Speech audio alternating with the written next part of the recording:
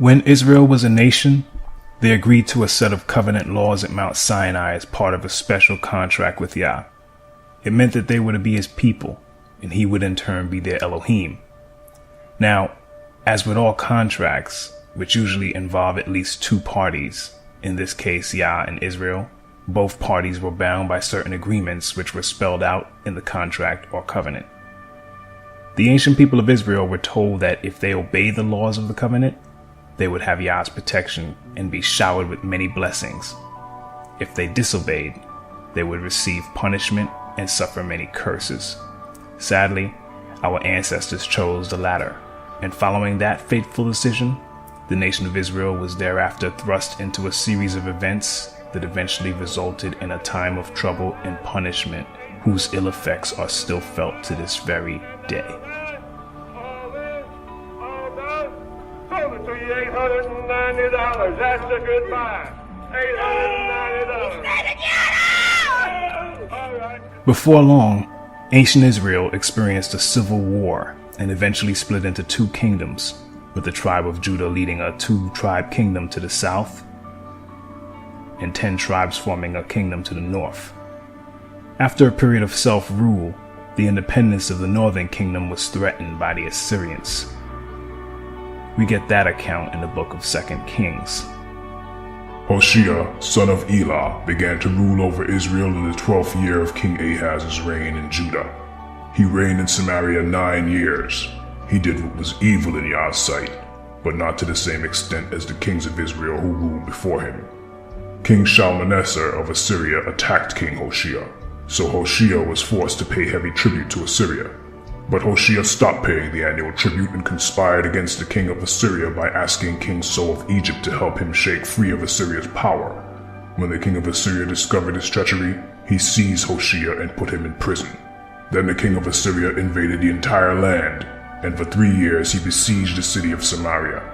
Finally, in the 9th year of King Hoshea's reign, Samaria fell, and the people of Israel were exiled to Assyria. They were settled in colonies in Halah, along the banks of the Habor River in Gozan, and in the cities of the Medes. This disaster came upon the people of Israel because they worshipped other deities. They sinned against Yah their Elohim, who had brought them safely out of Egypt and had rescued them from the power of Pharaoh, the king of Egypt. They had followed the practices of the pagan nations Yah had driven from the land ahead of them, as well as the practices the kings of Israel had introduced. This gives us a good picture of why the northern kingdom was punished by being exiled to Assyria. But later, Judah, which was the only kingdom left, also ended up doing that which was not right in the sight of Yah. 2 Kings chapter 24 informs us that the last independent king of Judah, Jehoiakim, reigned for 8 years, practicing evil before Yah unleashed the forces of Babylon on the kingdom of Judah, which ended in that nation being led away captive as well. 70 long years of captivity was experienced in Babylon, and the ancient Israelites witnessed the fall of that empire and the rise of the next. After the 70 years had expired, the new Persian king, Cyrus the Great, allowed the people of Judah to return to their homeland and rebuild. This event was recorded in the scriptures. In the first year of King Cyrus of Persia, Yah fulfilled the prophecy he had given through Jeremiah. He stirred the heart of Cyrus to put his proclamation in writing and to send it throughout his kingdom. This is what King Cyrus of Persia says: Yah, the Elohim of heaven, has given me all the kingdoms of the earth. He has appointed me to build him a temple at Jerusalem, which is in Judah. Any of you who are his people may go to Jerusalem in Judah to rebuild this temple of Yah, the Elohim of Israel, who lives in Jerusalem. And may your Elohim be with you. Wherever this Hebrew remnant is found, let their neighbors contribute toward their expenses by giving them silver and gold, supplies for the journey, and livestock, as well as a voluntary offering for the temple of Elohim in Jerusalem. That second temple was indeed rebuilt, and it existed until the time of Yeshua, who prophesied its ultimate destruction. Sadly, many of the people of Judah rejected Yeshua, as they failed to understand the many prophecies and types that pointed to him, such as those found in Exodus 12 verse 5, Zechariah 13 verse 6, Genesis 49 verse 10, Isaiah 7 verse 14, Micah 5 verse 2, and so many others. Yeshua highlighted their rejection of him in several parables. A notable one is the parable of the evil farmers, which can be found in Matthew 21 verses 33 to 46. And in it, Yeshua reveals what the rejection of the nation he was sent to would result in. Following the fulfillment of the parable of the evil farmers, wherein they murdered the son of the vineyard owner, that being Yeshua, and after the rejection of his emissaries, the fate of Judah and Jerusalem was pretty much sealed. Yeshua prophesied the destruction of Jerusalem and pointed to the future of the people of Judah, which was right in line with the curses of Deuteronomy 28. And when you see Jerusalem surrounded by armies, then you will know that the time of its destruction has arrived. Then those in Judea must flee to the hills. Those in Jerusalem must get out, and those out in the country should not return to the city. For those will be days of Elohim's vengeance, and the prophetic words of the scriptures will be fulfilled. How terrible it will be for pregnant women and for nursing mothers in those days. For there will be disaster in the land and great anger against this people. They will be killed by the sword or sent away as captives to all the nations of the world. And Jerusalem will be trampled down by the Gentiles until the period of the Gentiles comes to an end. This particular prophecy, as you can see, stretched throughout time, with Jerusalem being controlled by the Romans, who were the first to march on her following Yeshua's prediction. Roman rule lasted for hundreds of years after the initial siege. Then the Romans eventually lost hold of Jerusalem to the Muslims. And thereafter various caliphates controlled Jerusalem until the time of the Crusades. During this long period, popes allied with European kings to fight against Muslims. The Crusades were first and foremost an expression of papal authority against the enemies of the Church. The First Crusade was preached by a pope, Pope Urban II, in France in the year 1095. With reference to the Muslims and their advance in Europe and in Jerusalem, I think the Christians in Europe believed that the Islamic message of Muhammad was against and contradictory to what the Christians were saying. They were worried that this idea could possibly overrun the Christian idea. Pope Urban conceived this idea. It's not a sin if you kill non-Christians, if you kill non-believers in our faith. And so he made this deal that if you go and fight in the Holy Land, you will be forgiven all your past sins. A knight could sin as much as he liked, and simply by going to the Holy Land, he had been given his passport to heaven. And that was an extremely attractive deal. And combined with that, he could win fame, he could win glory, and he could come back with the treasures of the Near East. These are the things that drew knights in their tens of thousands to go on crusade. The bloodletting of the Crusaders spread throughout the Islamic lands. Everybody heard stories about the massacre of unarmed individuals. It created this intense rage amongst Muslims. In a sense, it resulted in a new kind of Muslim crusade, a desire to raise an army to go back to liberate Jerusalem from the Crusaders as an act of piety on the part of Muslims. I don't think any of those young men, either Christian or Muslim, could possibly have imagined that their struggle could possibly still be playing itself out 1,000 years later in the area that we call the Middle East today.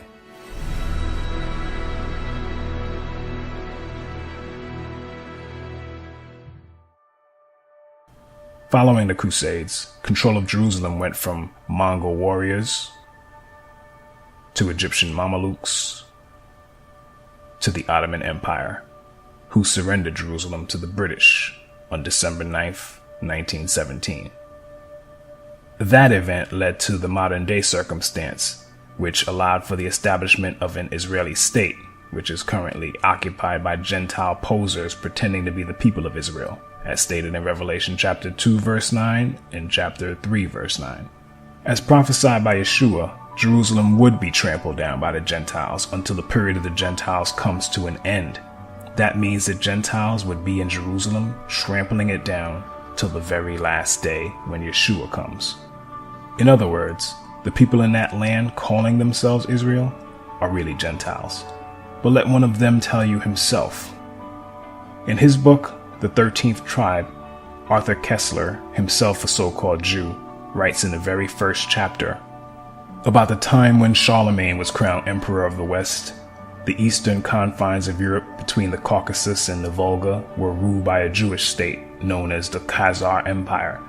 At the peak of its power, from the 7th to the 10th centuries AD, it played a significant part in shaping the destinies of medieval and consequently of modern Europe. The country of the Khazars, a people of Turkish stock, occupied a strategic key position at the vital gateway between the Black Sea and the Caspian, where the great eastern powers of the period confronted each other. It acted as a buffer protecting Byzantium against invasions by the lusty barbarian tribesmen of the northern steppes. But equally, or even more important, both from the point of view of Byzantine diplomacy and of European history, is the fact that the Khazar armies effectively blocked the Arab avalanche in its most devastating early stages, and thus prevented the Muslim conquest of Eastern Europe. It is perhaps not surprising, given these circumstances, that in 732, after a resounding Khazar victory over the Arabs, the future Emperor Constantine V married a Khazar princess. In due time, their son became the Emperor Leo IV, known as Leo the Khazar. Ironically, the last battle in the war, AD 737, ended in a Khazar defeat. But by that time, the impetus of the Muslim holy war was spent. The caliphate was rocked by internal dissensions, and the Arab invaders retraced their steps across the Caucasus without having gained a permanent foothold in the north, whereas the Khazars became more powerful than they had previously been.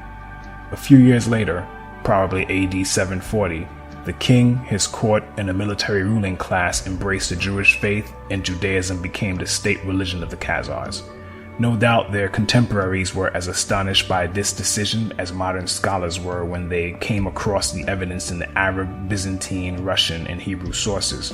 What is in dispute is the fate of the Jewish Khazars after the destruction of their empire in the 12th or 13th century. On this problem, sources are scant, but various late medieval Khazar settlements are mentioned in the Crimea, in the Ukraine, in Hungary, Poland, and Lithuania. The general picture that emerges from these fragmentary pieces of information is that of a migration of Khazar tribes and communities into those regions of Eastern Europe, mainly Russia and Poland, where, at the dawn of the modern age, the greatest concentrations of Jews were found. This has led several historians to conjecture that a substantial part, and perhaps the majority of Eastern Jews, and hence of world Jewry, might be of Khazar and not of Semitic origin. The large majority of surviving Jews in the world is of Eastern European, and thus perhaps mainly of Khazar, origin. If so, this would mean that their ancestors came not from the Jordan, but from the Volga, not from Canaan, but from the Caucasus, once believed to be the cradle of the Aryan race, and that genetically they are more closely related to the Hun, Uyghur, and Magyar tribes than to the seed of Abraham, Isaac, and Jacob.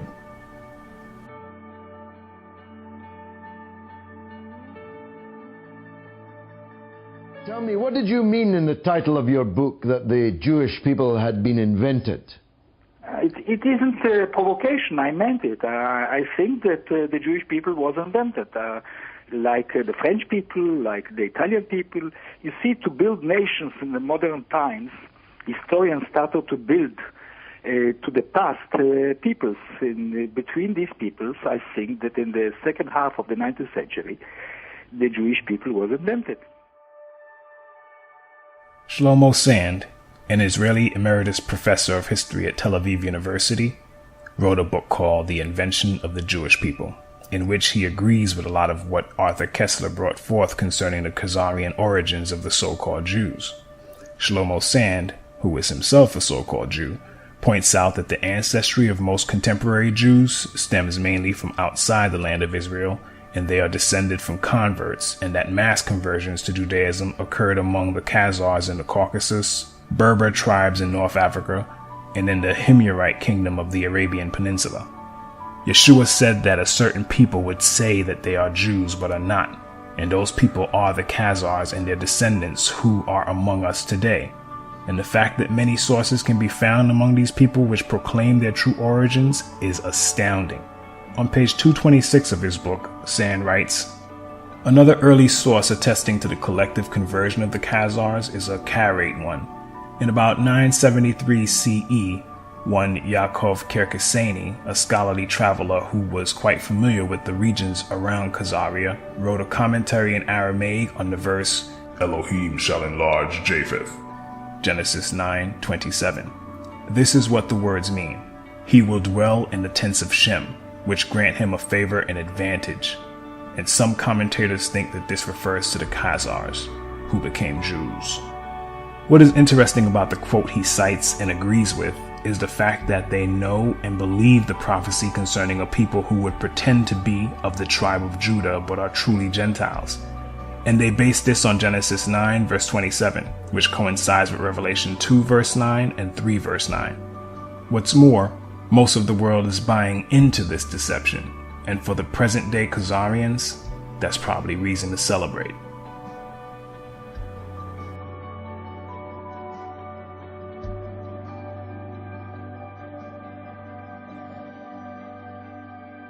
But getting back to Arthur Koestler on this subject, he writes, the Jews of our times fall into two main divisions, Sephardim and Ashkenazim. The Sephardim are descendants of the Jews who since antiquity had lived in Spain until they were expelled at the end of the 15th century and settled in the countries bordering on the Mediterranean, the Balkans, and to a lesser extent in Western Europe. In the 1960s, the number of Sephardim was estimated at 500,000. The Ashkenazim, at the same period, numbered about 11 million. Thus, in common parlance, Jew is practically synonymous with Ashkenazi Jew. It should be mentioned that the Ashkenaz of the Bible refers to a people living somewhere in the vicinity of Mount Ararat and Armenia. The name occurs in Genesis 10 verse 3 and 1 Chronicles 1 verse 6 as one of the sons of Gomer, who was a son of Japheth. Ashkenaz is also a brother of Togarmah and a nephew of Magog, whom the Khazars, according to King Joseph, claimed as their ancestor. But worse was to come, for Ashkenaz is also named in Jeremiah 51 verse 27, where the prophet calls his people and their allies to rise and destroy Babylon.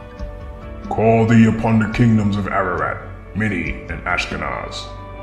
This passage was interpreted by the famous Saadia Gaon, spiritual leader of Oriental Jewry in the 10th century, as a prophecy relating to his own times. Babylon symbolized the Caliphate of Baghdad, and the Ashkenaz who were to attack it were either the Khazars themselves or some allied tribe. So, as we have seen from the words of Arthur Koestler, historically, the Khazars and their descendants do not identify with Shem.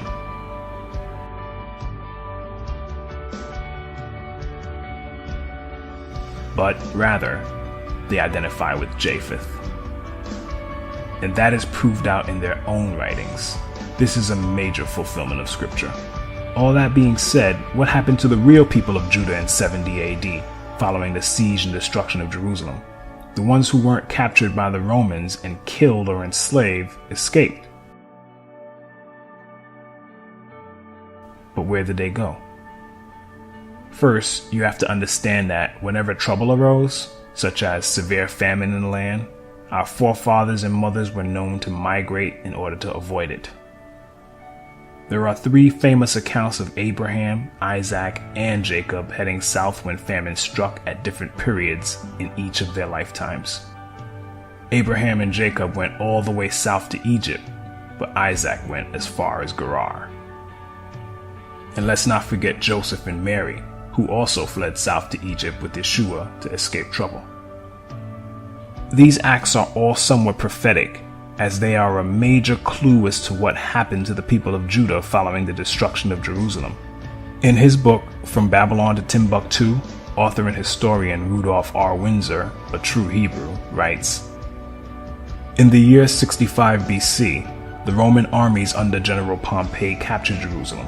In 70 AD, General Vespasian and his son, Titus, put an end to the Jewish state with great slaughter. During the period of the military governors of Palestine, many outrages and atrocities were committed against the residue of the people. During the period from Pompey to Julius, it has been estimated that over 1 million Jews fled into Africa, fleeing from Roman persecution and slavery. The slave markets were full of black Jewish slaves. After the fall of the Carthaginian metropolis in North Africa, Roman power became dominant in the Barbary states. The pagans and the Romans attacked the Jews indiscriminately, both the Jewish soldiers and the uninvolved peaceful population.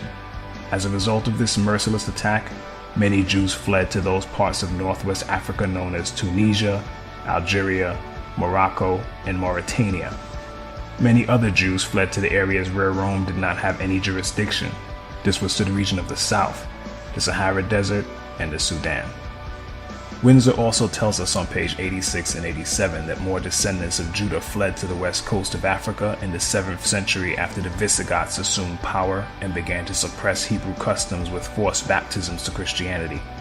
Windsor cites many credible sources to make his points. Among them is Joseph J. Williams, a 20th century historian who, in his 1930 book Hebrewisms of West Africa, wrote, "Whatever may be thought of the more or less mythological traditions connected with the earliest Jews in North Africa, it is now practically an established fact that a Jewish nation, Jewish at least in faith and perhaps too in origin, long held sway south of the Sahara."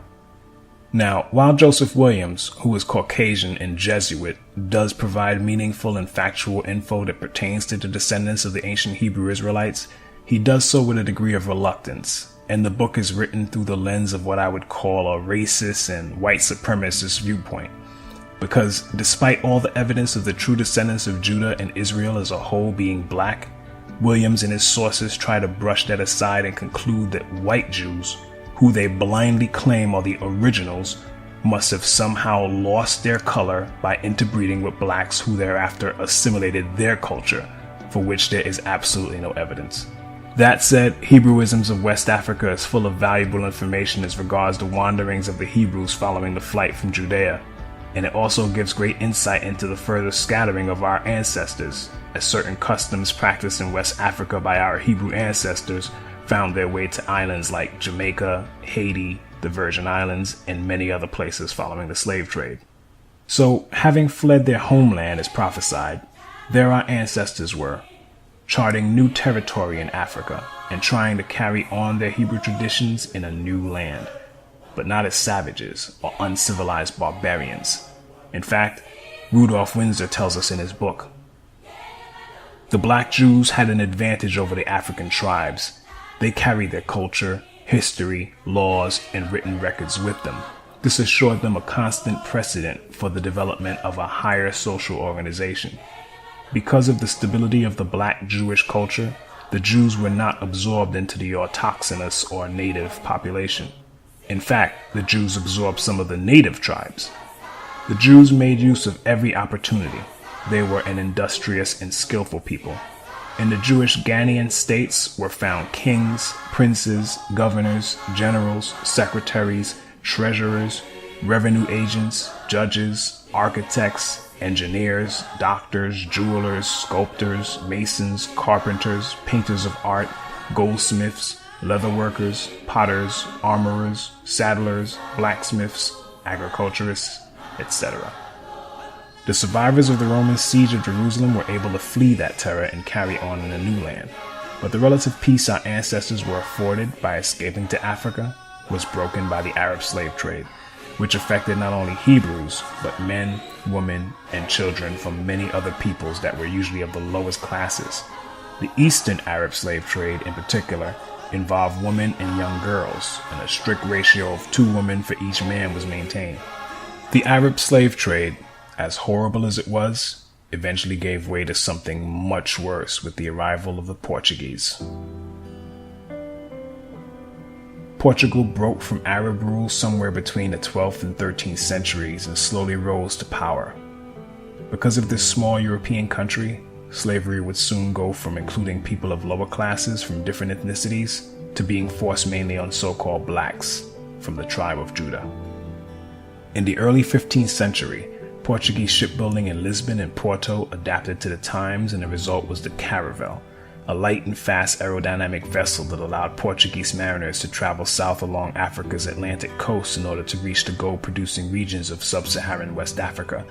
After establishing several trading posts and colonies in the region, other markets began to open up, such as the lucrative commerce in India, and overseas expansion resulted from Portugal's many trade networks. The Portuguese became heavily active in slave trading in Africa around 1445, after they discovered the Cape Verde Islands and settled there. Slavery was used to fuel their expanding empire, and slave trafficking became integral to their enterprise. When it became apparent that slavery was big business, a law had to be created to protect it. Thus, the sitting Pope, Pope Nicholas V, issued a papal bull, the strongest command of a pope, titled Romanos Pontifex, Latin for the Roman Pontiff. He issued the bull to King Alfonso V of Portugal on January 8, 1455, and it allowed the king to, and I quote, invade, search out, capture, vanquish, and subdue all Saracens and pagans whatsoever, and other enemies of Christ wheresoever placed, and the kingdoms, dukedoms, principalities, dominions, possessions, and all movable and immovable goods whatsoever held and possessed by them, and to reduce their persons to perpetual slavery. This was basically a license and go-ahead for King Alfonso, who alone was personally named in the papal bull, to send vessels to search out, capture, vanquish, subdue, and enslave Hebrews, particularly the people of Judah, whose existence, kingdom, and territory they were well aware of. The people of Judah were their primary concern, in fact, and they are the so-called Negroes who were rounded up and scattered throughout the four corners of the earth, just as Yeshua said they would be, back in Luke 21, verse 24. They will be killed by the sword or sent away as captives to all the nations of the world. And this also coincides with the curse of Deuteronomy 28, verse 64. For Yah will scatter you among all the nations, from one end of the earth to the other. When I say they were aware of who Judah was, I'm not conjecturing. Proof is in the record. If you do a Google search and type in a new and accurate map of Negro land,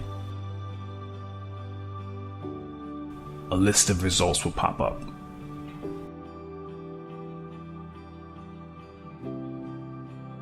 As of the date of this recording, Swain.com still works.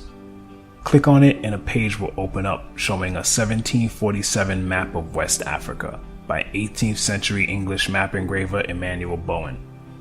And then click on the image of the map itself. Move your mouse pointer to the area that is now present-day Ghana and click on it to enlarge the map.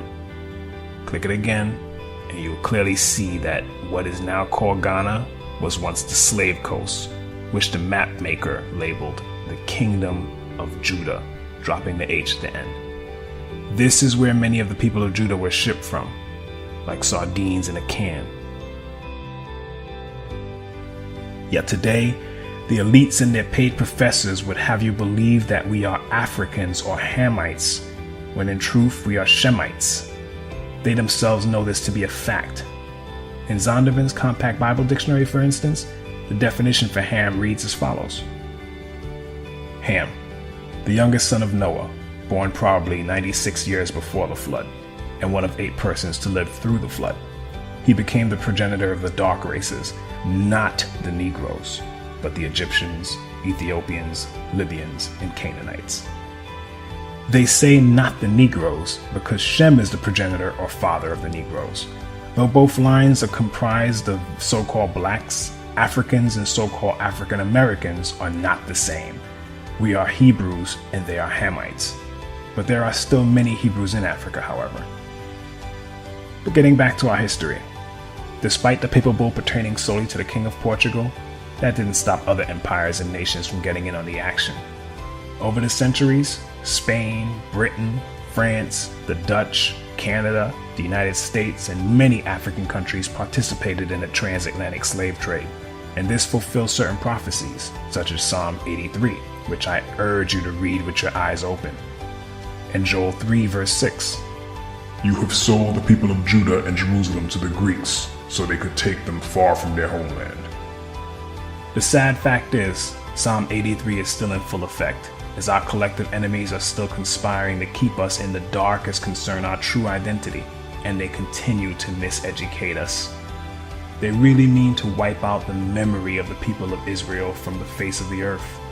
But Yah is not going to let that happen. And this documentary is merely one step toward that effort. The present situation we are in is solely due to our forefathers failing to keep the covenant law of Yah, and it falls to us in this generation to right that wrong. And Yah said that this would happen in our day. But I will spare some, for some of you will escape the sword when you are scattered among the lands and nations. Then in the nations where you have been carried captive, those who escape will remember me, how I have been grieved by their adulterous hearts, which have turned away from me, and by their eyes, which have lusted after their idols. They will loathe themselves for the evil they have done and for all their detestable practices, and they will know that I am Yah. I did not threaten in vain to bring this calamity on them. You see, we, the people of Israel, are not born deserving of that name. We are born as Jacobs, or supplanters and schemers. But to truly earn the right to be called Israel, we, like our father Jacob, will have to be faithful and wrestle with Yah until we are overcomers. Those of us who do this will be the ones who will truly be called Israel and form the remnant of the kingdom. Having said that, please don't let this be the end of your search for truth on this subject. Continue to dig for it and pray that Yah gives you discernment, since a great deal of deception is out there regarding this topic. And spread the word to your friends and family, and he or she that has ears to hear and eyes to see among them will get it. I hope that this brief history has enlightened you and brought a degree of understanding as concerns our past, which goes well beyond Africa. The so-called Negroes, blacks, and African Americans are actually the descendants of the people of Judah, and that is something they don't want us to know.